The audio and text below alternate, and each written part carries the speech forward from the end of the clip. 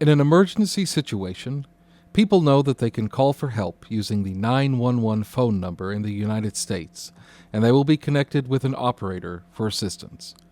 But what happens when the emergency call center has an issue of its own, which causes the lines not to be answered? These events, while uncommon, do happen throughout the country. How do emergency call centers get back on their feet to answer the call to serve? This is Lifeline.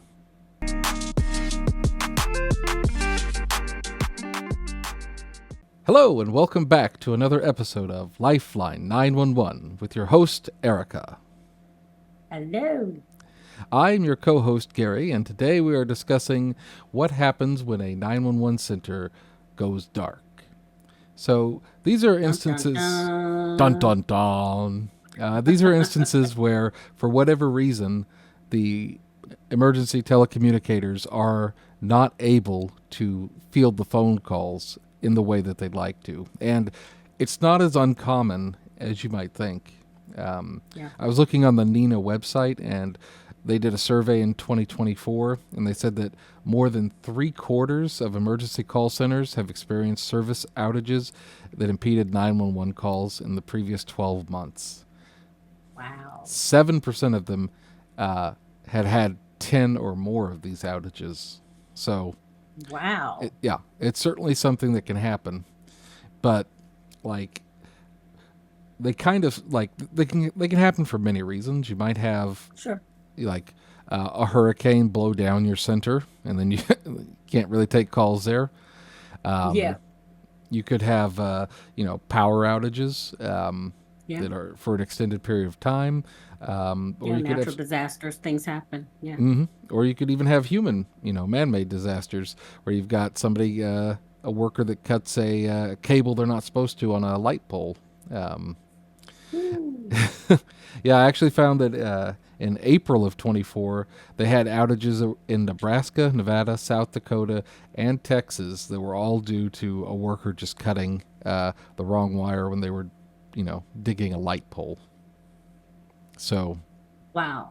Yeah. That's crazy. It's funny that you mentioned that because this time, almost to the day, last year on, I think it was Juneteenth, the week of Juneteenth, I was in Massachusetts teaching a class for AP. And I was the whole state, not just one small portion, the entire state went dark for 911. Yep. I feel like it was, to my memory, I feel like it was like 3 or 4 hours. Yeah, I actually saw crazy. that example. They said it was for 5 hours, and the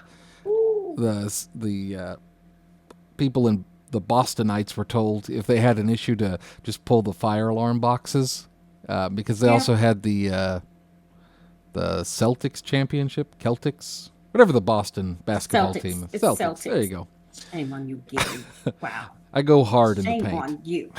And I know that, and I know nothing, but I know that. No, but to be honest, that was a very scary feeling. Mm-hmm. And knowing what I know, because it wasn't one PSAP.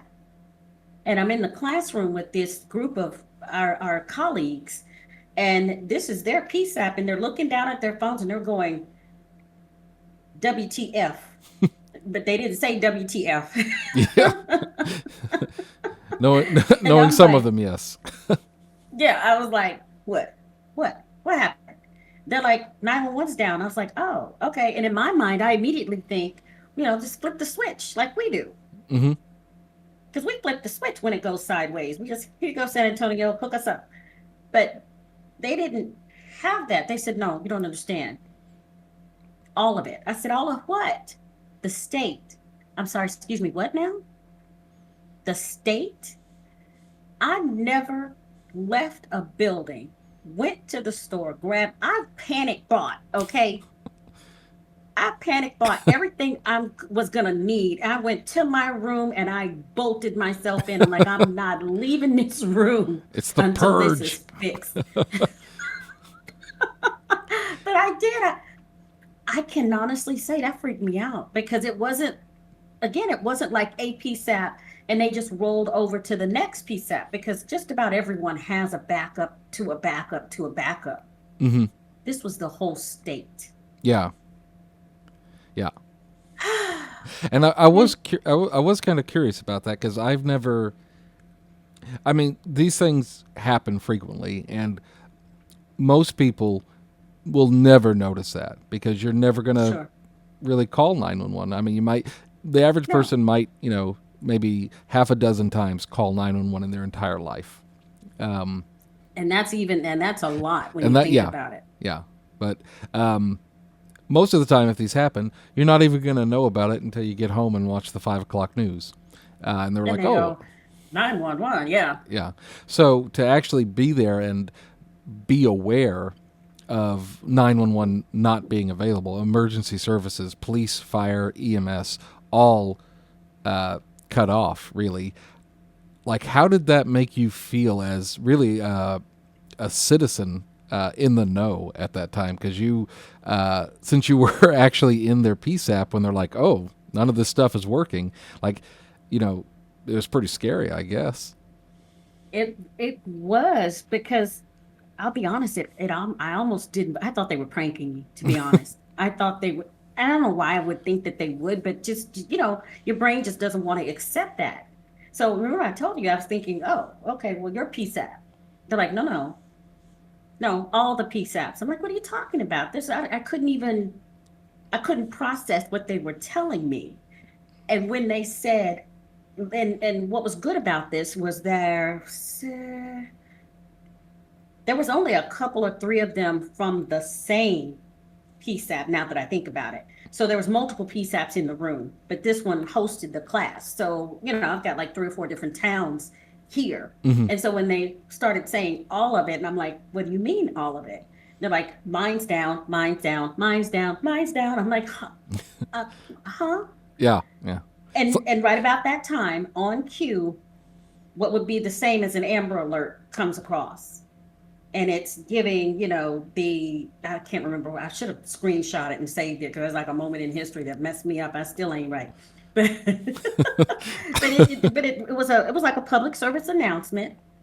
Um, it explained, in layman's terms, what was wrong, and they had an alternative phone number for people to call. But then there was just all these other different types of instructions, and I just said, oh, well, class dismissed. We out of here.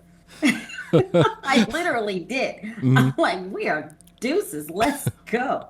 Well, we were really having a time that day because the AC in the training room in the building went out too Fantastic. Nothing was in working. June. Yeah. And it was like 100 degrees in Massachusetts, Mm-hmm. which I couldn't even really tell it was 100 degrees because their 100 degrees and my 100 degrees is not the same thing. Yeah. Do you remember what the class you were teaching was on? It was the 3-day CTO workshop. So Okay. the certified training operator workshop. So this was thankfully, I feel like this was was it day two? I feel like it was day two. That we had problems. We Yeah. just had problems. Yeah. So it wasn't at least full irony with like how to prepare your PSAP for disaster or something. That would have just been so bad. That would have been just so Mm-hmm. bad. But to answer your question, truthfully, it's someone in the know. My brain immediately went, this is different. This is not redundancy failing, or this is not, a failure where you can just flip the switch and then implement your redundancy plans, right? Or your continuity of operations plans, Mm-hmm. or backup center that they can all just pack up and go to, or, everybody bust out their cell phones and call the neighboring agency and say, hey, we're down, can you? Or the system itself would, for lack of a better way to put it, self-correct, right? Recognize the outage, and the calls will automatically roll to the next PSAP. There was no PSAP for it to roll to. So Mm-hmm. once I realized that, I would never have told the general public this if I'd even had a megaphone, but I was like, we're on our own right now until they fix this. Yeah. And I was quite glad that the general public like you said, and you said it beautifully, they don't think about us until they need us. So in a situation like that, it's like they would never have known. And even when they got the got the notification on the phone, like an Amber Alert, a lot of people they just go beep, hit it, and going on about their business. I imagine there were people out there that thought it was a prank. Mm-hmm. Oh yeah, absolutely. Um, but it is interesting because thankfully the mass panic that I think would occur more frequently if these were widely known issues doesn't usually Hmm. happen because again Yeah, you're not really it's like you never think about the pipes in your house until, until they have a problem, right? absolutely. Yeah, And it's the same with emergency services. So sure. for the vast majority of people that don't need access to emergency services every day, it was there was no difference to your day, or you might have heard It that. really wasn't. Yeah, there was no panic, but And as I was driving, well, think mhm, about it. As I left the class, I got in my car, in my rental, and I was like, okay. I was able to look on my phone and figure out, okay, where was I going for dinner to pick up dinner and necessities that I needed for the evening. I literally, as I'm looking around, it could have been any day in any town, USA. People were just going about their business. You would mm, never have thought. When I went into the Chili's that was not too far away from the hotel, nobody in there was talking about it. When I went to get gas at the little gas station that was across the street from it and around the corner from the hotel, nobody was talking about it. And it was still during the outage period. When I walked into the lobby of the hotel, they were like, "Hi." Nobody said anything. Like, they were none the wiser. mhm, yeah, which is good in a lot of ways Hmm. because it really could get to be a dangerous situation if people are like, you know what, there's really no cops or firemen or medics out here. Let's go cause Yeah. some mischief. Let's just go get stupid. Hmm. And I'm glad that it was like that, because had it gone on for very much longer Hmm. than it did, things might have started to get hairy. Yeah, yeah. Which thankfully it didn't. Most of these outages Yeah. are 30 minutes to maybe an hour. The 5 hour one statewide that you experienced, and the other 7 million people that were affected by that, is a very rare occurrence that it's so Very, widespread. yes. Um, Yeah. but to the people that do need help, this is a very pressing matter because if Yeah. your loved one's having a heart attack, if you just got if you just crashed your car into a ditch, if your cat's stuck Hmm. into a tree, like all of these things, you're not going to be able to get assistance with if you don't know the secondary numbers, which nobody does because since Nobody does. 1968 we've been telling people repeatedly Call 911. 911. Yep. Um, And for anybody like a person that might be listening to this or watching this on YouTube, their PSAPs do have 10-digit numbers that are kind of like backdoor numbers, because they have to. mhm. Because 911 is not the only number that they can be reached by, but the average person has no earthly idea what it is. Yeah. So I wonder if that's something that, do you think we should advertise that or just leave it? I mean, I would say leave it because if people have the 911 in their heads and like that's what they got, and when you're in an emergency crisis situation, if you can just get those 3 digits out, you're good to go. That's And true. keeping things as simple as possible, I think, is generally overall the best. Even though there may be scattered instances where like if you knew the 10, like I don't even know what our center's 10-digit number is. I mean, I'd have to look it up. Oh, it's off the top of my head. I mean, I've got, honestly, I'm not going to say it, but I think I have it. Mhm. Yeah. Yeah, I'm pretty sure I have it. Yeah. But I mean, like It's you. really funny because when somebody asks me for it, Mhm. like at work, if somebody goes, "Hey, what's our 10-digit number?" Usually my brain goes, "Oh yeah, it's da da da da da da da." But in this moment right here, I have Yeah. to think about it. But Yeah. I'm also not in the environment where that information is, where I'm conscious of it. Does that Hmm. make sense? Yeah. But Yeah. it's the same like now imagine you were like where you're at and there was a fire in the building. Are you going to be able to remember that number? Or No. somebody's like you know, eating some like a kid ate something poisonous. Are you going to know poison control's number off the top of your head? No. Yeah. No. So, You call but 911 and 911 is going to get you to all the other numbers that you need. yeah, I mean it's a very simple system, but I think in that lies a lot of the strength of the 911 system because it's like this: if you're having an emergency, call this number, and then we'll work it from there. And I think Yeah. that's like an easy number for people to remember. 3 digits. Got that. I'm trying to remember. So, was this before the show started, or was it before when we were talking about what the topic would be? And you mentioned the fire alarms. Was that before or after we started? Oh, that was in the show. Yeah. Okay. So, where did you hear that? What was it? Was it online? Because I don't remember them saying. I'm trying to remember what. That was, and I will put the links to the uh, sources, but that was from uh, uh, kffhealthnews.org on an article on 911 outages. Because the fire alarms, when you pull those, they go to, uh, they have a different, they Yeah. don't, it doesn't call 911. It has another way to get Right. to emergency services. So at least people could be Yeah. like, there's something going on here. And what's good about that, the fire alarm will go obviously to the fire department. And a lot of times, the fire department and EMS are connected. They're, that relationship is when you get one, you get the other, or it's not really a separate type of thing because if you can get to the fire department, they are basic life support. So, there are ways to get help. Hmm. But I mean, what do you do when you're trying to get police? Exactly. I mean, I don't know what their operation plan was. Were they like, we're going to send a medic, a firefighter, and a cop to every fire alarm that's pulled? Like, that seems incredible, but I'm um, trying to remember what I vaguely just remember. I remember this notification.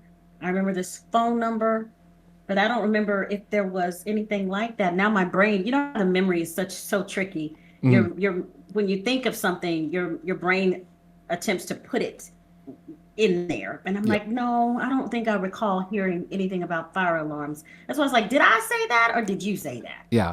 I think from what the article had said, that it was maybe on the news when they were interviewing like public safety people. So Oh, okay. yeah, I don't think that was what necessarily went out in um, the alert message, but Can you like on TV. imagine? Yeah. Can you imagine? Here, pull the fire alarm. I mean, it Alrighty then. like back in the day, you used to have the call boxes. I mean, this was a long time ago, but you used to have call boxes throughout Yeah, town, and you'd pull them if you had an issue. Um, and then the police officers and the firefighters also had their blue and red boxes, and they'd take their little key and pick up the phone to call dispatch. that's so crazy because you're right. I feel like one of the stories when we were doing some research on the 911 number itself, there was a story about how it kind of painted the picture of what life was like when you had a 10-digit number to remember and how they were all separated. Each you called the fire department for this, you called EMS for this, you called, police. They all had a separate number. There was no central way to get to any of them. Hmm. And so you literally had to remember which one you needed. And goodness, I always think about like Route 66. No, I'm going somewhere with this. Can you imagine in between towns? And I think of the desert and there's some big crash that happens. Which direction do you go to find the right color phone, Gary? Yeah, and uh, as you said, you have to go find the phone because there's no cell phones back then. So, And where? yeah. Oh, wow. So it's been a heck of a journey over the last 60 years Yeah. with how emergency services have operated. Because I don't think I haven't seen any statistics for how many calls came into 911 at the start. That might be something interesting for me to research later. But like how Because he's a numbers guy, folks. believe it or not, it's Yeah. excellent. But just to see how those numbers have increased as sort of Yeah. the idea of 911 became, indelibly, mixed into the zeitgeist of the society. I mean, you have TV shows now that are called 911, and people know exactly what that's about. They do. And it might be time for us to do another Hollywood episode because I'm in love. I totally love the 911 shows. I know we're kind of going off topic, kind of, but there's yet another one. So, there's Los Angeles and there was Texas. Texas has wrapped up after 5 seasons. I'm so sad. But now there's going to be Nashville. Oh my goodness, with a whole bunch of country music and stuff. I'm so excited. Yeah, we might have to. I haven't seen the shows, but it might be an interesting episode to do like your top 5 911 episodes. That would be amazing. Um, I'm up for the challenge. So Yeah. the people when they have the emergencies and the lines are down, it's a real challenge because Yeah. getting in communication. So you might flag down an officer rather than calling 911. But Mhm. whenever the lines go down, there's always a small army of people that are working very hard because Yeah. depending on what happened. Like if it's a natural disaster, you'll have construction workers, linemen coming in, Mhm. cleaning out things, restoring power. Could be a server issue nowadays since Yeah. everything is done over the internet. Hmm. Yeah. They have to restore service that way. So there's a lot of people that kind of spring into action when that happens because it's really, I would say that restoring that is probably the top priority for both state and local government. Like I Absolutely. don't think there's anything that has ever taken precedence over that I can remember in my I time. can't imagine because I just think about it when things happen with our phone lines and they're not necessarily down per se, but just when there's a problem, we have a dedicated number that we call, and the person on the other end of that line is the first. It's like 911 for 911. Yeah. Hey, we have a problem, and they are listening intently, and there are technicians and people on call that will, if push come to a shove, come out in the middle of the night depending on what we say because we are emergency services. And Hmm. I love the way you put that. It's not just one guy. It's not like the Maytag guy just kind of sitting over there waiting. There's an army. If the right phone call comes in, it starts cascading to a Hmm. bunch of different people. And if needs be, they will mobilize a whole group of people to Yeah. get up, put on clothes, get in cars, and drive to where we are and come fix it. Hmm. Yeah. And quickly too. And doesn't Yeah. matter what day. Could be a holiday, Mm-mm. night, weekend Holiday, holiday. doesn't matter. Just Yeah. like we do. Like they're on call anytime. Yeah. Um, You know and what? That we need to figure out a way to talk to the 911 for 911. yeah, Oh. we need a 911 number for emergencies. Um, Well, we do have those, but what I'm saying is we got to figure out a way to get one of those people on the show. oh yeah, that would be fun. We could definitely do that. Yeah, Put that in my, yeah, remember put that that. in my back pocket. Yeah, that's a goal. Yeah. But if you're concerned about 911 not being available, generally you really have nothing to worry about because by and Yeah. large, you're thankfully never gonna. You're not really going to ever need 911. I mean, once in a while you might call in a reckless driver. You might see some Sure. like grass fire.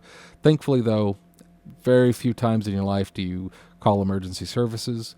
And even if you did need to call, most PSAPs have extremely good uptime. public safety answering points, the 911 centers. Mm-hmm. In businesses, they talk a lot about 5.9 reliability, which is 99.999% reliability, which means uptime. So 99.99% of a year is an entire year except for 8 hours, pretty much. And that's really what 911 has. And even though there's a lot of challenges, since there's such a patchwork of different styles of 911, like you've got centers that are, bleeding edge technology where they're getting video and texts, and then you've got centers that are more rudimentary technology. It's hard to make all of those kind of talk together. So that's what your the people in your cogs, your Pamela Frisks and your Nina advocates and all those people work hard to ensure every day that there is someone able to answer the phone there and a line to ring in on. Yep, agreed. Absolutely. Well, I think that is a excellent segue into some questions that some viewers have for you, Erica. I don't know. Ding, ding, mailbag's here. It's the sound we love to hear. Quick and bright, the vibe is clear. Let's read your words with a cheer. So, yes, that's why I like this segment, because Erica's completely off-footed, so I get to see how she reacts in real time, as do all of y'all. Nice. And for anybody who's wondering, why is there a TV behind her? Where is the whole background thing? I am not in Austin right now. I'm out of town on business. So I've got my little sort of kind of studio thing set up. Yeah, right in front of me. So that's why. Because you can't put that up, right? No. My background won't be there. Yeah. No, it's fine. It looks good, though. It's one of the interesting things about this 21st century we're living in. Like a couple of episodes ago, I was out of town, and you saw me in my hotel room, and now you're That's true. Now you're traveling. I was in Canada. I was in Canada. So awesome. I guess that was like 6 months ago. I don't know. Double Tap Dave says, what happens if two high priority calls come in at once, but there's only one available unit? How do you decide who gets help first? It depends on the nature of those two priority calls, because you can have, like for us, let's just say a priority one. You can have one that is violent and one that isn't. So like maybe just throwing it out there, let's say you have a physical disturbance where the person is still there. And so the danger is it has potential to continue, ongoing, versus it just happened, but the person ran off, but they were just there and it still meets the criteria to have the same priority. That's where the skills and the training of the dispatcher and the good judgment that we train them for comes into play. I don't know how many times over my career I've seen two calls come in and I have to look at them and go, okay, the lesser of two evils, up to and including which officer, well, the one officer I have, which one's he or she closest to. So there's a few things involved in that. Mm-hmm. Yeah, I agree. It's part of the job of the dispatcher is to dispatch, believe it or not. And Shocking. that involves sometimes having to make decisions, especially with limited resources.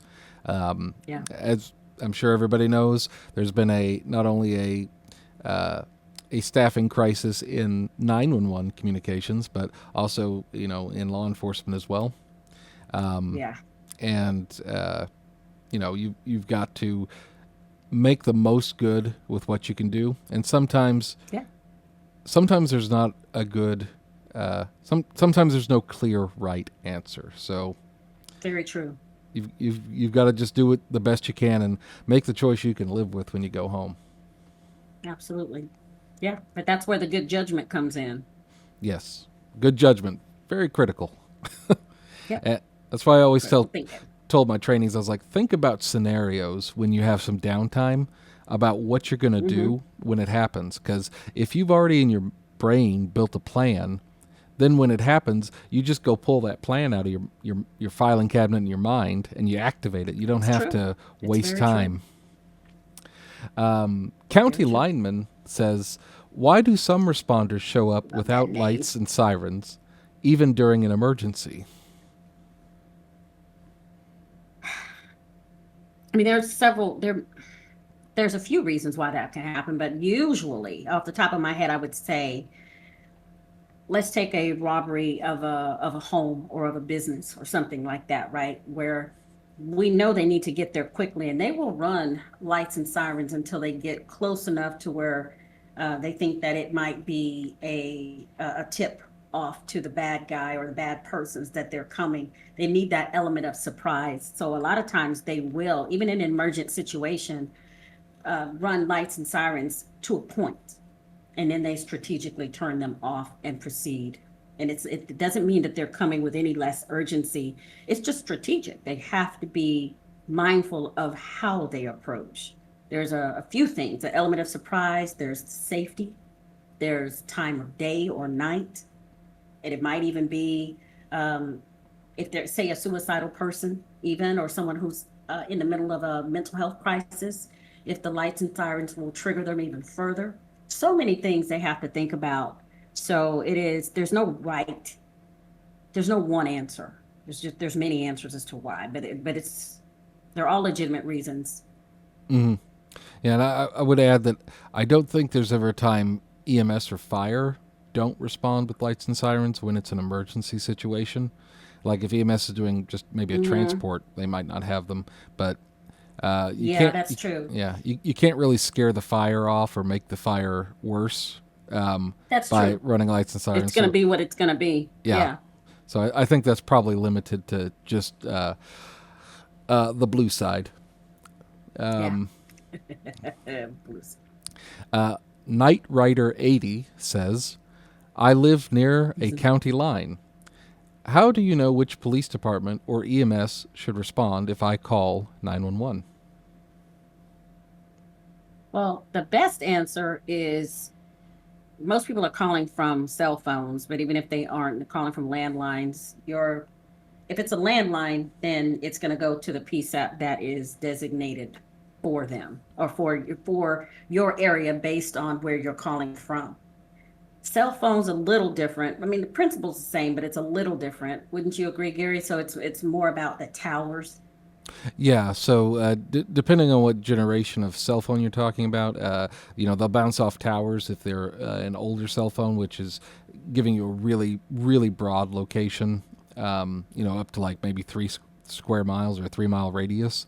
And modern cell phones will give you what's known as like a phase 2 location, which is usually accurate to within a few dozen meters. I don't know what that is in yards or real measurements, but they always say it in meters. So, Much closer. Yeah, it's much closer. So the software that most agencies have nowadays, the computer-aided dispatch, is really, really capable. Gone are the days of pulling out your MapsCo book and being like, okay, so it's at this address, Don't get me started. Yes. Now you just punch that address in, and it'll tell you like this is in this jurisdiction. Send these people. So that's gotten a lot more reliable and easier to do. But don't threaten me with a good time and talking about a MapsCo. Just throw the address out there and give me a MapsCo. I got you. Yes, I miss those days. I'm dating myself right now, aren't I? Erica does love her MapsCo books. We'll give her that. I do. And and I'm sorry if you're a new person. I enjoy the look on the faces of the newbies in my center when I go. Sometimes I'll just throw the message out there. Anybody seen the MapsCo? And they're like, what is that? I'm so glad you asked. And We hope that you all loved this episode as well and found it somewhat entertaining. We, as always, have enjoyed being with you and appreciate you asking your questions and following along with us. Speaking of questions, if you have any or any topics you'd like to have discussed, please shoot us an email at lifeline911podcast@gmail.com or leave a comment down below in this episode. And make sure you like and subscribe. I think I got them all. Please. Yes, you did. Yay. From all of us at Lifeline 911, I'm Gary. I'm Erica. And we will see you next week. Thank you for watching our production of Lifeline 911. If you have any questions about today's topic or topics you'd like us to cover in the future, please reach out to us at lifeline911podcast@gmail.com. This has been a production of Lifeline 911 Podcast, copyright 2025. From all of us at Lifeline, stay safe out there. And until next time, this is Lifeline 911 signing off.